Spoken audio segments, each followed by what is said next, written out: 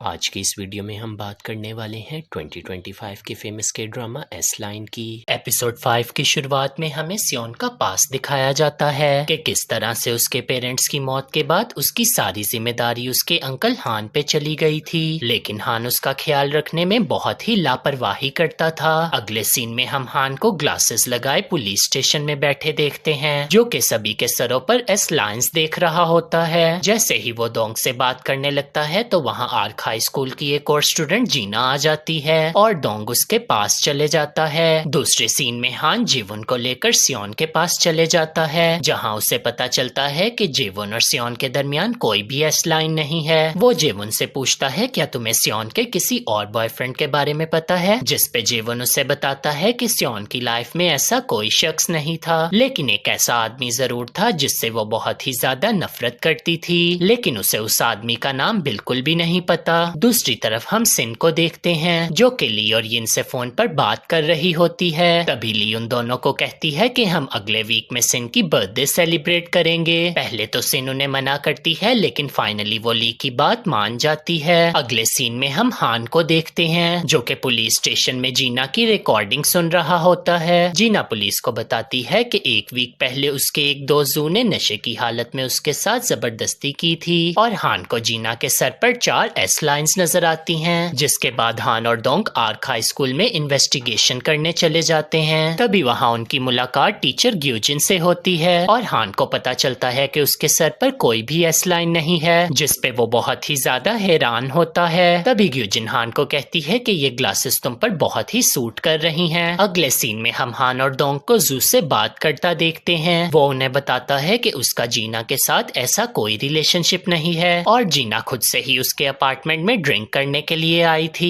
जैसे ही हान और डोंग वहाँ से जाने लगते हैं तो सिन हान को ग्लासेस लगाए हुए देख लेती है, जिसकी वजह से वो हान पर बहुत ही ज्यादा नाराज होती है। वो दोनों अभी बात ही कर रहे होते हैं कि तभी वहाँ ग्यूजिन आ जाती है और हान ग्यूजिन से उसके साथ डिनर करने का बोलता है। जैसे ही हान वहाँ से जाने लगता है तो हमें पता चलता है कि ग्यूजिन को ग्लासेस के बगैर ही हान के सर पर एस लाइन्स नजर आ रही हैं। अगले सीन में हान केस की इन्वेस्टिगेशन करने के लिए जू और जीना के ऑफिस चले जाता है, जहां उनका बॉस उसे बताता है कि जीना बहुत ही लापरवाह लड़की थी और उसका ध्यान हमेशा ही घूमने फिरने की तरफ रहता था। ऑफिस से वापसी पर डोंग बहुत ही ज्यादा नाराज होता है। वो हान को कहता है कि काश कोई ऐसा डिवाइस होता जिससे वो लोगों के सच और झूठ का फर्क पता कर सकते, क्योंकि इस वक्त हर आदमी उन्हें अपनी ही अलग कहानी सुना रहा है। अगले सीन में हम डोंग को जू से बात करता देखते हैं और दूसरी तरफ साथ वाले कमरे में हान बैठा जीना से बात कर रहा होता है। वो जीना को कहता है कि तुम्हें हमें सारी सच्चाई बतानी होगी, क्योंकि इस वक्त सारे सबूत तुम्हारे ही खिलाफ हैं। जैसे ही जू वहाँ से जाने लगता है तो हान को पता चलता है कि जीना और जू की एस लाइन्स आपस में नहीं मिलती और वो ये सब देखकर बहुत ही ज्यादा परेशान हो जाता है। जैसे ही हान अपने अपार्टमेंट की तरफ जाने लगता है तो सिन उसकी बिल्डिंग के बाहर उसका वेट कर रही होती है। तभी हान सिन को उसके बचपन की तस्वीर लौटाता है। तभी हान उसे जीना के बारे में बताता है। वो सिन को कहता है कि उसे लग रहा है कि जीना झूठ बोल रही है, लेकिन सिन उसे कहती है कि उसे लगता है कि जीना सच बोल रही है, क्योंकि अब से एक हफ्ते पहले जीना के सर पर कोई भी एस लाइन नहीं थी और अब अचानक से उसके सर पर 4 एस लाइन्स हैं। सिन की बात सुनने के बाद हान डोंग को लेकर जू के अपार्टमेंट चले जाता है, लेकिन उन्हें वहाँ उसके खिलाफ कोई भी सबूत नहीं मिलता। दूसरी तरफ हम सिन को देखते हैं, जो कि मेसुंग मॉटल आई होती है। उसे लगता है कि किसी ने जानबूझकर हान के लिए वहाँ वो ग्लासेस रखी थी। वो भी वहाँ तलाशी ही ले रही होती है कि तभी वहाँ यिन आ जाता है। वो उसे बताता है कि मैं तुम्हारा पीछा कर रहा था। जब मैंने तुम्हें यहाँ अंदर आते देखा तो मुझे तुम्हारी फिक्र होने लगी। उसकी बात सुनने के बाद सिन बहुत ही ज्यादा खुश होती है और वो दोनों बहुत ही करीब हो जाते हैं। अगले सीन में हम हान और डोंग को देखते हैं, जो कि जू की बिल्डिंग के बाहर कचरे के डब्बे की तलाशी ले रहे होते हैं। तभी उन्हें वहाँ से एक बेडशीट मिलती है। डोंग हान से पूछता है कि तुम्हें कैसे पता कि ये जू के कमरे की ही बेडशीट है, जिस पे हान उसे बताता है कि जब वो दोनों जू के अपार्टमेंट में गए थे तो उसके बेड पे पड़ी ब्लैंकेट और बेडशीट आपस में मैच नहीं होते थे और वो उस बेडशीट को फोरेंसिक डिपार्टमेंट में भेज देते हैं। अगले सीन में हम देखते हैं कि हान और डोंग दोबारा से जू से बात कर रहे होते हैं, जिस पे जू उन्हें बताता है कि उस दिन जीना उसके अपार्टमेंट में बहुत ही ज्यादा ड्रिंक कर रही थी और उसके अपार्टमेंट में इतनी ज्यादा ड्रिंक्स बिल्कुल भी नहीं थी, जिसकी वजह से वो साथ वाले स्टोर में ड्रिंक्स खरीदने गया था। वो उन्हें कहता है कि तुम मेरी इस बात को स्टोर के सीसीटीवी से कंफर्म कर सकते हो। जब हान और डोंग उस स्टोर के सीसीटीवी कैमरा को चेक कर रहे होते हैं तो तभी हान 4 लड़कों को वहां से गुजरते देखता है। जब वो लड़के बिल्डिंग में दाखिल होते हैं तो उनके सरों पर कम एस लाइंस होती हैं, लेकिन जैसे ही वो बिल्डिंग से वापस आते हैं तो उन सभी के सर पर एक एस लाइन ज्यादा होती है, जिसपे हान बहुत ही ज्यादा हैरान होता है। दूसरी तरफ हमें स्कूल में जीना को दिखाया जाता है। वो उसे देख ही रही होती है कि तभी उसे पता चलता है कि उसकी 4 एस लाइंस ऊपर से आने वाले लड़कों से मिल रही होती हैं। वो अभी हान को कॉल ही कर रही होती है कि हान वहीं पहुंच जाता है। अगले सीन में हम उन चारों लड़कों को पुलिस स्टेशन में बैठा देखते हैं। उन चारों में से एक लड़का बहुत ही ज्यादा घबराया होता है। तभी वहाँ हान उसे आकर कहता है कि चलो अब तुम्हें घर छोड़ने चलते हैं, लेकिन हान उसे उसके घर छोड़ने के बजाय जू की अपार्टमेंट बिल्डिंग में ले जाता है। जैसे ही हान और डोंग कार से निकलते हैं तो वो लड़का वहाँ से भागने की कोशिश करता है, लेकिन तभी हान उसको पकड़ लेता है। पहले तो वो लड़का बहुत ही शोर करता है, लेकिन फाइनली वो हान को सारी सच्चाई बता देता है। वो हान को बताता है कि ये सब जू का प्लान था